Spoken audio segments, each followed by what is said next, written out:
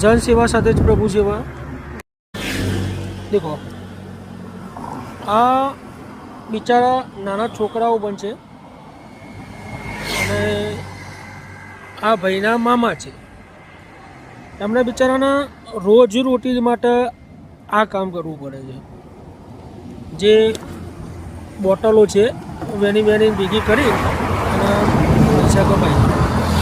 તો દોસ્તો આવા વ્યક્તિઓને કઈ જગ્યાએ સારી નોકરી મળે, બરાબર છે, કઈ જગ્યાએ સારી પોસ્ટ મળે એવું આપણે કરીશું. રોજી મળે અને પર ડે એમને પૈસા મળી જવા જોઈએ, બરાબર છે. શું નામ છે તમારું? જયંતિભાઈ.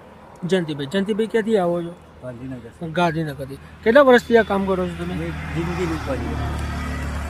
કાયમથી કરો છો, બરાબર. તમને એવું કંઈક વસ્તુ મળી જાય કચરા પોતું કરવા માટે, તમને લગભગ 400 અત્યારે જે હાલ તમે કમાયો છો એનાથી થોડું વધારે તમને વેતન મળે તો તમે સેટિસ્ફાઈડ થશો, બરાબર. તમારા પરિવારમાં કોણ કોણ છે? તમારી બેન છે, આ તમારા બેન છે, આ લેડીઝ છે, આ તમારા વાઈફ છે, ઓકે. અને આ મામા છે. મામા તમારે શું કહેવું છે? આ સેટિસ્ફાઈડ હું તમને બતાવું છું આ કામ એ કરી શકો, સેટિસ્ફાઈડ છો? કચરા પૂરું જ કરવાનું થાય આપણે અને મેક્સિમમ તમને જે મળે બરાબર છે. પણ તમને બધાને અલગ અલગ રીતે તમે જે રીતે તમને કામ સોંપવામાં આવે એ રીતે તમારે કરવાનું, બરાબર છે, ઓકે. શું નામ મામા તમારું? શું નામ? ગોડીલાલભાઈ, બરાબર. 2 સાયકલો લઈને ફરે છે, બરાબર છે. અને આવડા છોકરાઓ છે સાથે સાથે લઈને ફરે છે. જો આવડા છોકરાઓ છે નાના. તો શું નામ આપણું?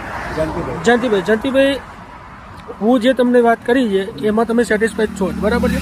તો સાહેબ આવા વ્યક્તિઓ તમને જો કોઈ પણ રોડ ઉપર તમને કોથળીઓ વેચો કોઈ પણ જગ્યાએ કોઈ વસ્તુ મળે, બરાબર છે, તો હું કોન્ટેક્ટ નંબર આપું છું મારો, ત્યાં તમે મને સંપર્ક કરો અને જેટલી બનતી આપણે કોશિશ કરીશું. હવે આ ભાઈને આપણે કઈ જગ્યાએ સેટ કરવા એ આપણા જોડે કચ્છ છે એ આપણે એમને સેટઅપ કરી દઈશું, બરાબર. તો જયંતિભાઈ બહુ જ મજા આવી. અને અત્યારે હાલ ઇન્કમમાં તમારા પર કોણ કમાય છે? તમે એકલા જ? માતા પિતા છે ને? ગામડે છે, બરાબર છે. છતાંય તમે મહેનત તો કરો છો, સરસ.